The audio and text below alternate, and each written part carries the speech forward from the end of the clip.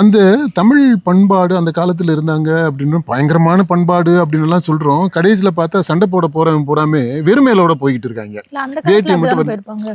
ஏங்க அப்ப அந்த காலத்துல வெறுமையிலோட தான் சண்டை போட்டாங்களா? அந்த காலத்துல அப்ப போர் கவசம் எல்லாம் ஒண்ணும் இல்லையாமா? மார்பு கவசம் எல்லாம் இல்லாம தான் போருக்கு போனாங்களா? சண்டை போட்டாங்களா? கவசம் போட்டு தான் போனாங்க. போயிருப்பாங்க. சரி, இந்த இமேஜஸ நீங்க காட்டுறீங்க. இன்னைக்கு கன்டெம்பரரியா இருக்கக்கூடிய இமேஜஸ கொண்டு வந்திருக்கலாம். ம். அதான் சொல்றேன். இந்த ஒரு திங்கிங்கே இல்ல. இதுல ஏதோ பெரிய அந்த பழம்பெருமையை காட்டுறோம் அப்படின்னு சொல்லிட்டு தமிழர்களை கேவலப்படுத்துறது மாதிரி தான் இந்த வீடியோ இருக்கு.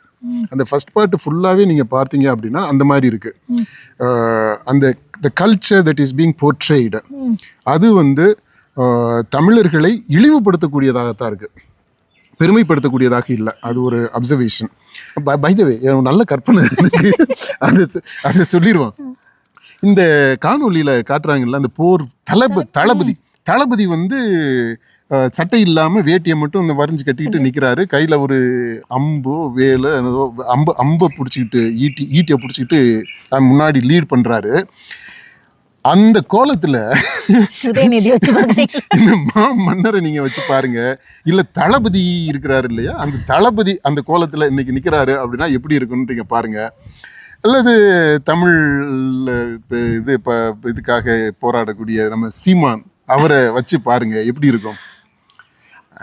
அதை தெரியும். அந்த மாதிரியான அந்த இமேஜஸ் அது இது எல்லாமே நீங்க பார்த்தீங்கன்னா கிண்டலுக்கு, அதாவது ட்ரோல் மெட்டீரியலா, மீம்ஸுக்கான மெட்டீரியலா தான் இந்த கேம்பெயின்ல பயன்படுத்தக்கூடிய அவங்க அந்த கேம்பெயின் ஸ்ட்ராட்டஜி ஃபுல்லாவே அப்படித்தான் இருக்கு.